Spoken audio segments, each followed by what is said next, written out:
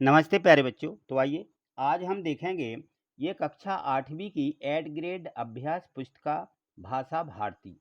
ठीक है ना, क्योंकि ये जो है इस वर्ष है नई बुक है, पूरी बुक बदल गई है। पिछले वर्ष जैसी बुक के प्रश्न उत्तर नहीं हैं और इसका ये सब मोनो भी बदल दिया गया है। तो ये बिल्कुल न्यू किताब है, इसलिए हमें इसी से अपनी पूरी तैयारी करना है, क्योंकि कक्षा 8वीं बोर्ड परीक्षा के जितने प्रश्न हैं वो सभी प्रश्न इसी में से पूछे जाते हैं। तो आइए से देखते हैं इस पुस्तक को। यहाँ पे देखें तो ये देखिए, इसमें एड ग्रेड वर्कबुक प्रश्नोत्तर पुस्तिका भाषा भारती कक्षा 8 और ये देखिए 2023-24 मध्य प्रदेश राज्य शिक्षा केंद्र भोपाल, ये इसमें दिया गया है। ठीक है ना, तो ये लर्निंग आउटकम्स पर पूरी बुक आधारित है। यहाँ देखें तो ये अनुक्रमण का दी गई है, इसकी पाठ 1 बर्दे, और इसमें देखें तो पूरे टोटल 24 पार्ट दिए गए हैं। ये देखिए यहाँ पर मैं आपको बता रहा हूँ, ये 24 पार्ट हैं और पहला पार्ट है बरदे। ठीक है ना, पार्ट 1 क्या दिया है, बरदे। इसके हम प्रश्नोत्तरों को देखेंगे तो यहाँ देखें लघु उत्तरीय प्रश्न दिए गए हैं, सही उत्तर छांट कर लिखिए।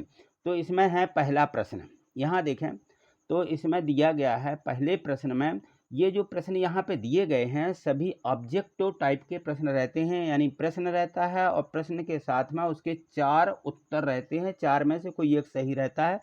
उस सही उत्तर कौन सा है वो हमें यहाँ पर छांट करके नीचे लिखना है। ठीक है ना, तो इसमें देखें बरदे बिना बादनी बरदे में उपमा अनुप्रास यमक सुलेश है, तो इसमें हम क्या भरेंगे, उपमा अलंकार है। ठीक है ना, और यहाँ देखें प्रश्न 2 दिया गया है।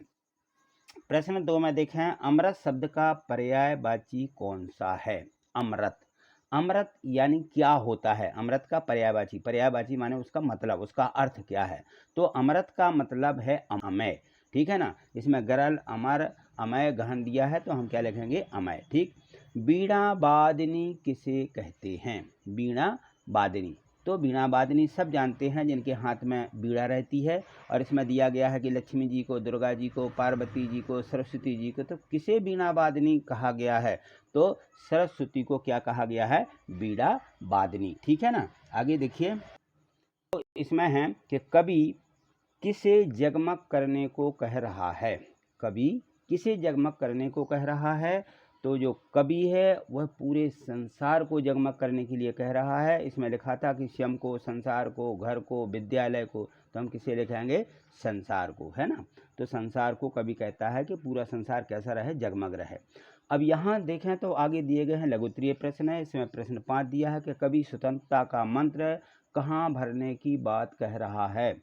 तो ये जो पूरा हमें यहाँ पे कविता दी गई है, इसमें है कि कवि जो है स्वतंत्रता का मंत्र कहाँ भरने को कह रहा है, तो कवि स्वतंत्रता का मंत्र भारत में भरने की बात कर रहा है। ठीक है, तो ये हो जाएगा हमारा प्रश्न 5। आगे देखिए, इसमें देखें प्रश्न 6 जो दिया गया है कि विद्या की देवी किसे कहा जाता है, विद्या की देवी।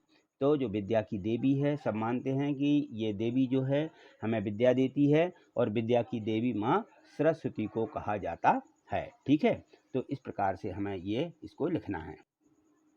नभ से कवि का क्या आशा है, नव नभ के माध्यम से कवि कहना चाहता है कि सभी प्राणी इस नए भारत वर्ष की रचना करें और उन्हें इस निर्माण में सभी नए साधन, ये जो है इसका जो है कवि का ये आशा है।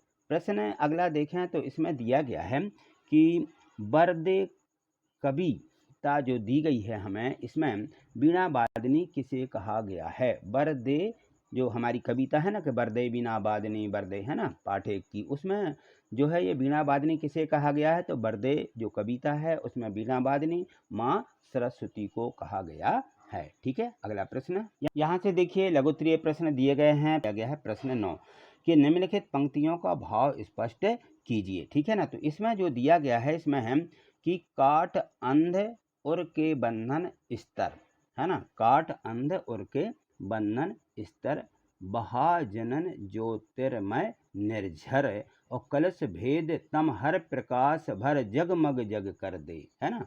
तो ये जो पंक्ति दी गई है, इस पंक्ति का यहाँ पर जो अर्थ दिया गया है, तो इसमें हमें पूरे इस प्रकार से लिखना है कि अज्ञानी पुरुषों का अज्ञान दूर करो। कवि कह रहा है कि माँ अज्ञानी पुरुषों का अज्ञान दूर करो और ज्ञान का स्रोत बहा दो। और जितने भी पाप दोष तथा अज्ञानता है उन्हें दूर करें और ज्ञान के प्रकाश से संसार को जगमग कर दो। ठीक है, तो ये कौन कह रहा है? ये कवि कह रहा है।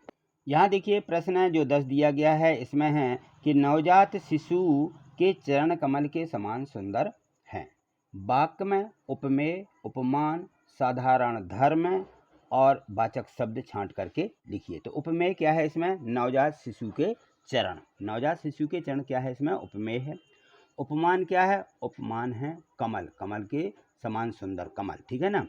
और इसमें साधारण धर्म क्या है? सुंदर के समान सुंदर हैं। ठीक है ना, ये साधारण धर्म है। और वाचक शब्द है समान। ठीक है ना, इसमें दिया गया है कि वाचक शब्द क्या है? वाचक शब्द समान। ठीक, अगला प्रश्न देखिए। इसमें प्रश्न में 11 दिया गया है, इसमें है आकाश के 3 पर्यायवाची शब्द लिखकर उन्हें वाक्यों में प्रयोग करिए। तो देखिए आकाश के हमें 3 पर्यायवाची शब्द लिखना है। तो आकाश यानी गगन माने आकाश होता है, आसमान और अंतरिक्ष। ठीक है ना, गगन।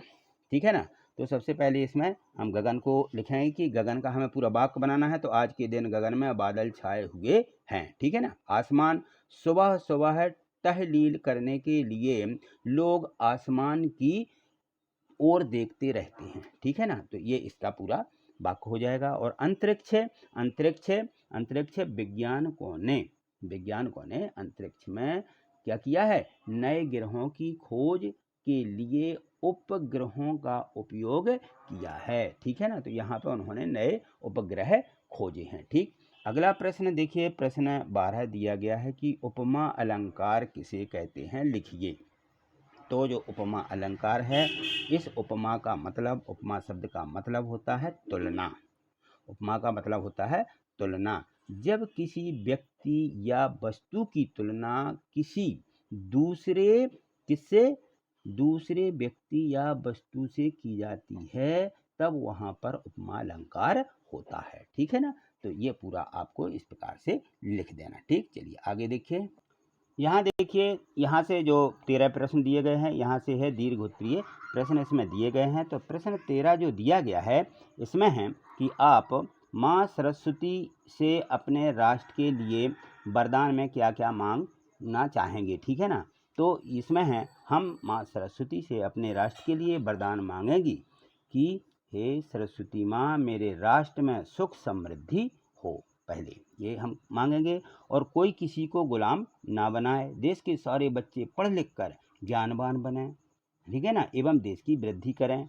ठीक, और इसमें अपना हाथ भी बटाएं, सबको बराबर की शिक्षा प्राप्त हो, देश में आतंक, भ्रष्टाचार और कलह ये सब ना फैलें। ठीक है, और चारों ओर हरियाली ही हरियाली दिखाई दे, चारों ओर हरियाली ही हरियाली दिखाई दे, और सब लोग प्रसन्न एवं खुश हों, और अकाल बाढ़ जैसी प्रकृति ना हो। ठीक है ना, तो ये हम इससे मांगना चाहेंगे। ठीक, चलिए अगला प्रश्न दिया गया है। प्रश्न 14, वर्दे कविता में कवि प्रकृति की किन किन वस्तुओं में नया रूप देखना चाह रहा है? विस्तार से लिखिए। बिल्कुल विस्तार पूर्वक हमें इसका वर्णन करना है। तो ये दीर्घ उत्तरीय प्रश्न है, इसलिए हमें थोड़े से ये 4-6 लाइनें दी गई हैं। तो ये सभी 4-6 लाइनों में हमें इनको लिखना है, क्योंकि ये करीब करीब 4 या 5 नंबर के होते हैं।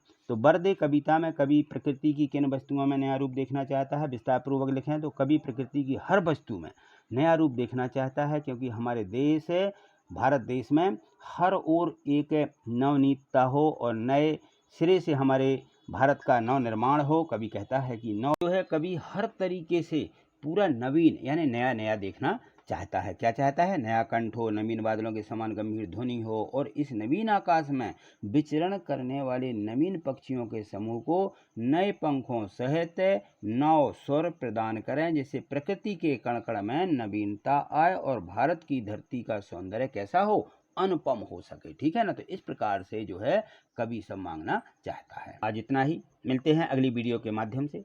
आगे देखने के लिए चैनल को सब्सक्राइब करके रखिए और प्रत्येक वीडियो को लाइक करना मत भूलिए। ठीक है, थैंक यू, धन्यवाद।